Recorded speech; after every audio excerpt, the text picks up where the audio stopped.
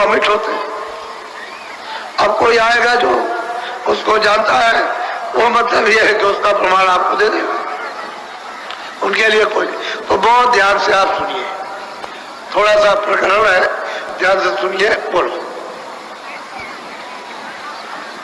तुलसी कहत बताई अपनी उत्पत्ति मति विधि, सुधि सत्संगति लार जग जब से तन बेसी। अब गोस्वामी जी महाराज कहते हैं कि भाई लोग कुछ कहेंगे कुछ कहेंगे, हम अपने आप बयान करते हैं कि भाई हमारी उत्पत्ति कैसे हुई, हम ज्ञानी थे कि अज्ञानी थे, जानते कि नहीं जानते थे, हमको सत्संग मिला था या नहीं मिला था, हमको महात्मा मिले या नहीं मिले, हम कहाँ के मतलब ये है कि रहने वाले, तमाम तरह की शंकाएं रहती है। तो कहते हैं हम ही खुद कह दें तो लोगों को हमेशा जानकारी रहेगी। बोलो। अब अपनी विधि का अभिषेका तुलसी की नीच। अब गोस्वामी जी महाराज कहते हैं कि मैं तो बिल्कुल नीच था, कीचड़ में सना हुआ था, विवेक था नहीं, ज्ञान था नहीं, प्रेम था नहीं, हम कुछ नहीं समझते थे, कुछ जानते ही नहीं थे। अब वो अपनी बात कह रहे हैं कि देखो मैं कुछ नहीं जानता था, बिल्कुल शून्य सान था, हमको क्या मालूम परमात्मा क्या है, ईश्वर क्या है, आत्मा क्या है, हम कुछ नहीं जानते। वो अपनी बात आपको अपनी बता रहे। बोलो। मैं अति अधमय चेत बूझा संत चरण का चुमो। गोस्वामी जी महाराज कहते हैं उस बचपन काल में मैं अधम था, अचेत था, मुझे होश ही नहीं था कि मैं मनुष्य शरीर में क्यों आया हूं, कुछ नहीं था। अधम से अधम और अचेत और नीच कोई भी, इतना जरूर कभी कभी इच्छा होती थी कि संत मिल जाए, उनके चरण मिल जाए। ये कभी कभी उनमें अंदर अंदर उद्वेग है उठा करता था, कभी कभी आता था कि कोई संत मिल जाए, उनके चरणों में लग जाए। ये एक निशानी थी उनको उधर जाने की। लेकिन कहते हम तो कुछ थे नहीं, अधम से भी अधम थे। बोलो। मैं तो अचेत चेत चित नाही संत चिताई की नयापना। कहते हैं मैं अचेत था, मैं मुझे कैसे चेतना आ सकती थी, लेकिन संतों की महापुरुषों की कृपा हुई कि उन्होंने धीरे धीरे धीरे धीरे बैठाल करके हमको चिता लिया, जगा दिया कि तुम इसलिए मनुष्य शरीर में आए हो, असली काम तुम्हारा यह है कि अपनी जीवात्मा को जगा के वापस। तो धीरे धीरे उनकी कृपा उनकी दया से पास बैठाल कर और धीरे धीरे दया करते करते और उन्होंने चिता लिया, चेतना आ गई। बोलो।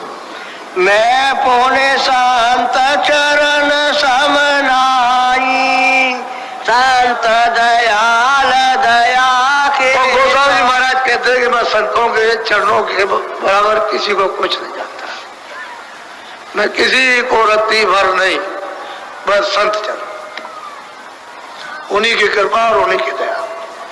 देखिए कितनी बड़ी बात कि संत चरण।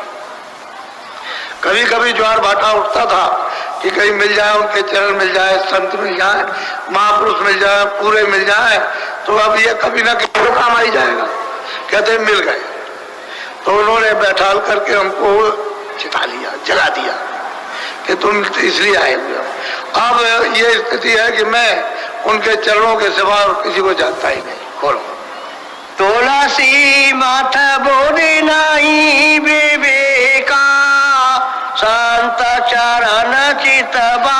और कहते हैं कि तुलसी की बुद्धि में विवेक नहीं था, कुछ नहीं विवेक था, बस एक ही था कि एक ही निशाना था कि संत चरण, एक ही तीर था कि उनके सिवा और कुछ नहीं, और बाकी अपने को विवेक विवेक कुछ नहीं था, मैं जानता ही नहीं था विवेक विवेक क्या थी। ये उनका निशाना हो गया, कि इनके सिवाय और कुछ नहीं। बोलो।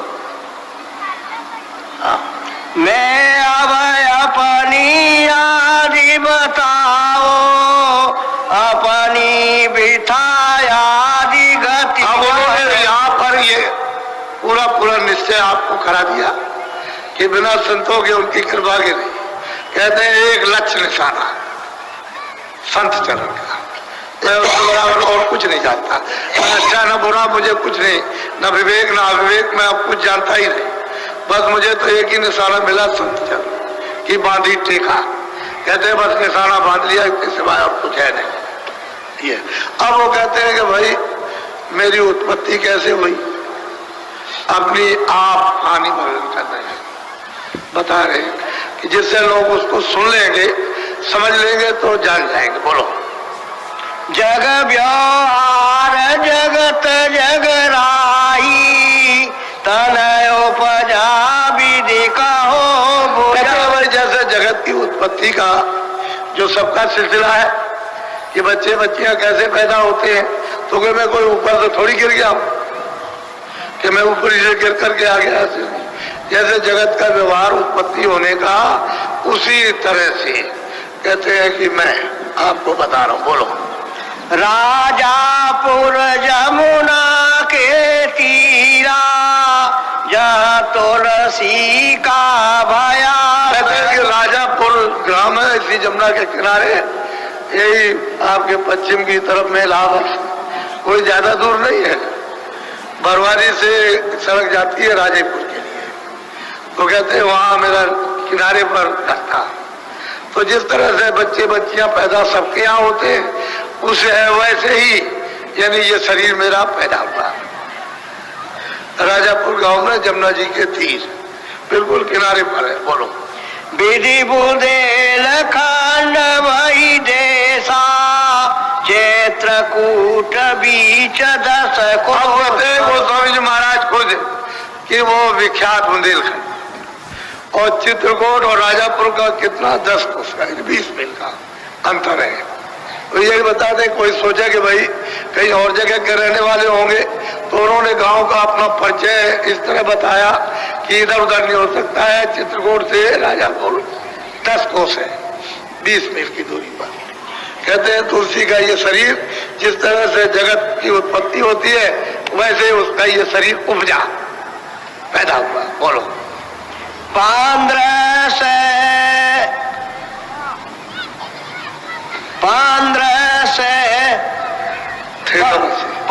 संवत 15 से नावासी, भादो सुदी मंगल एकादशी। भादो सुदी मंगल एकादशी और 15 से 89। कहते हैं उस दिन मेरा ये जन्म हुआ, ये शरीर यानी माँ के गर्भ से बाहर आया। अब उन्होंने अपना निश्चित समय अपनी उत्पत्ति का बता दिया 15 से 89। बोलो। भया जन्म सोई कहो बुझाई, बाल बोध सुधि बुद्धि दरसा। कहते हैं भाई जन्म हो गया, बच्चा मतलब 2 बरस 3 बरस 4 बरस का होता और क्या करता, खेलता कूदता है बालक बुद्धि से। तो कहते हैं मैं भी खेलता कूदता रहा, जैसे सब बच्चे खेलते हैं वैसे। कोई ऐसे समझे कि नहीं वो खेलते कूदते नहीं होंगे, वैसे ही खेलता कूदता रहा बालक बुद्धि से। तो उस बालक बुद्धि में क्या ज्ञान, क्या ज्ञान। कोई माँ बाप थे उनके, उन्होंने पाला पोसा दूध पिलाया और धीरे धीरे बड़ा करने लगे तो खेल कूद करने लगे। बोलो। उस समय ये जरूर था, मुसलमानी राज्यों में 7 बरस 8 बरस के बच्चों की शादी हो जाती थी, क्योंकि अब भी है आपके यहाँ उत्तर प्रदेश और प्रदेशों में भी कि बचपन में शादी हो जाती है। गोना तो आप कीजिए समय पर, 16 साल हो जाए 18 साल हो जाए वो तो बात अलग है, लेकिन शादी अब भी हो जाती है। 8 साल की 9 साल की लड़कियों की शादी अब भी कर देते, अब भी आज भी कानून होते हुए भी कर देते।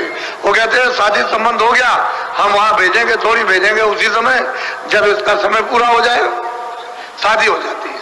तो उस समय मुसलमान युवराज था, उस समय पर लोग लड़कियों को अच्छा नहीं समझते थे, तो इनकी बचपन में ही शादी कर दी गई। बोलो। तेरी आवर्त भाव मन राता, विधि विधि रीति चित्त संग कहते हैं कि जब हमारी अवस्था कुछ मतलब 12-13 साल की होने लगी तो मतलब है कि लोग कहने लगे भाई तेरी शादी हो गई, तेरी शादी हो गई, तेरी शादी, तेरी तो स्त्री है, तेरी तो स्त्री है, वो वहां पर है, वहां पर है। तो धीरे धीरे मन उधर जाने लगा, उधर को उस तरफ, स्त्री की तरफ। भाई कैसी स्त्री है, ये कहां पर है, ऐसा अब ये मन में है। सब लोग जगाने लगे धीरे धीरे कि शादी हो गई, शादी हो गई, होता ही है। जब लोग होश आया तो लोग बताने लगे, बोल ज्ञानहीन रस रंग संग माता कान कुज बावन। अब गोस्वामी जी महाराज कहते हैं मैं ज्ञान का हीन था, मुझ में कोई ज्ञान किसी के प्रकार का नहीं था। मैं तो मतलब ऐसे विकारों में रमा हुआ रम रहा था। और मेरी जाति थी कान, ब्राह्मण जाति का था। उनके परिवार में सब पढ़े लिखे थे, यानी सभी लोग करीब करीब पढ़े, उनके माता पिता भी सब पढ़े लिखे थे। उस समय संस्कृत भाषा का अधिकांश था। बोलो जगत भाव ऊंचा सब भाते कुल अभिमान मान मद। वो कहते हैं कि जगत भाव, यानी एक तो ब्राह्मण थे कानपुर, और फिर यह है कि सब तरह से संपन्न थे। और मतलब ये उनको उनकी प्रतिष्ठा थी, मान सम्मान था सब तरह का। तो जब बड़ी ऊंची जात के होते हैं तो बड़ा घमंड होता है, अभिमान बहुत होता है। तो कहते हैं बड़ा अभिमान, बड़ा घमंड। ऊंची जात के लोग अपनी मान मर्यादा भी अपनी करते थे, घमंड बहुत था। ऐसा खुद कह रहे हैं कि हमारी जाति में बहुत घमंड था, परिवार में पढ़े लिखे भी थे और संपन्न भी थे और बहुत मान प्रतिष्ठा बहुत चाहते थे। बोलो